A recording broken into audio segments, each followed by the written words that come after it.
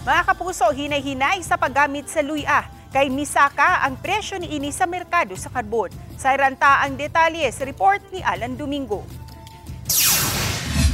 Sa bagsakan sa karbon, wa kay display nga luya kagahapong adlaw diin matod sa mga naninda nga nihit ang supply niini. Adunay luya ang baligya apan linghod pa og dali kuno madaot busa gibaligya nila og tag 120 ang kilo aron dali nga mahalin.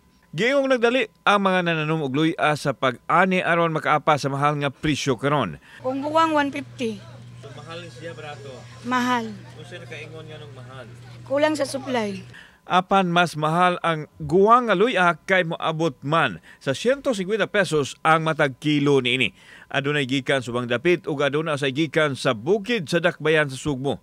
Bisan og mahal ang presyo apan mas gipalabi sa mga tao ang pagpalit sa guwang nga luya aron mulungtad kung dili pagamiton sa pagluto. Ang luya depende na may luya nga linghod na say gulang.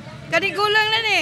Samtang ni mahal usab ang presyo sa kamatis nga niabot sa 60 ngadto 70 pesos ang kada kilo. Depende sa kalidad sa kamatis. Giingong sa mga mag-uumal ang daan, mahal ang presyo busa gipatungan na usab kini sa mga nangumpra o gipamaligya sa karbon. Mas mo mahal pagid siguro sir ka wala pa man 60 ma'am.